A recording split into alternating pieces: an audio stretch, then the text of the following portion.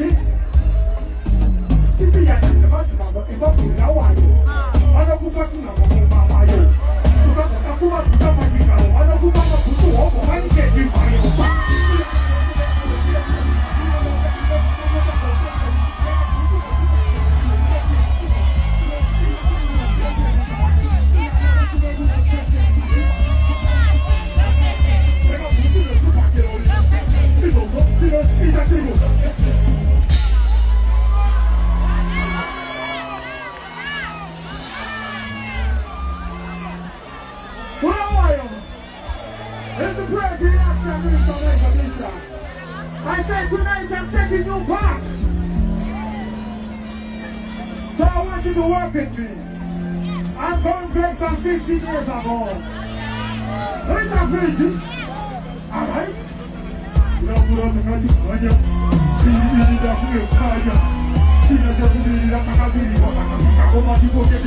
I'm sure mazvinzwira mega zvataurwa naWinky D pafreestyle, asi ndo zvaita kuti vazukuru vambuya naenda vaite kutukana vachitukana vachinyombana pasocial media. Vamwe vanhu vari kudedza kuti aiwa Winky D akumbira akwa pachikuru, ndokunonzi kukumbira mari zviri pachena izvi. Vamwe vanhu vachizviramba vachiti anga achituka Wicknell chivhayo because Wicknell ane bhutsu dzakawanda asi varipo vanhu vari kutambura vasina bhutsu. So I don't know guys, unoti kudii nazvo.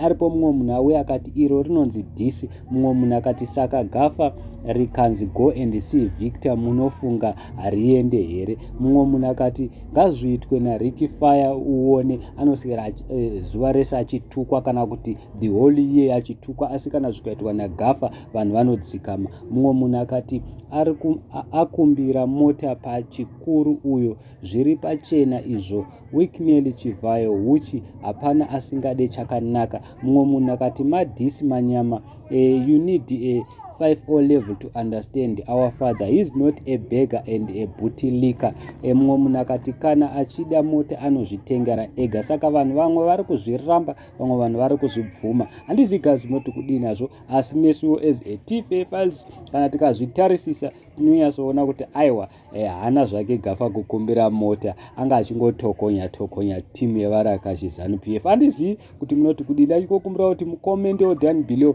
Mumwe munhu akati you aren't understanding kana muri maslow learner muri mapostman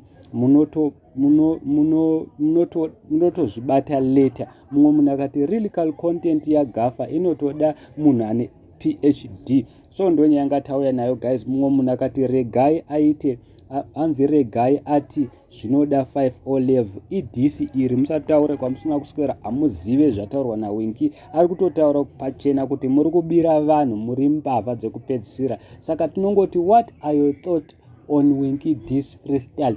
Thank you so much. Please comment, like and subscribe. Don't forget to share. Tinokutendai zvikuru.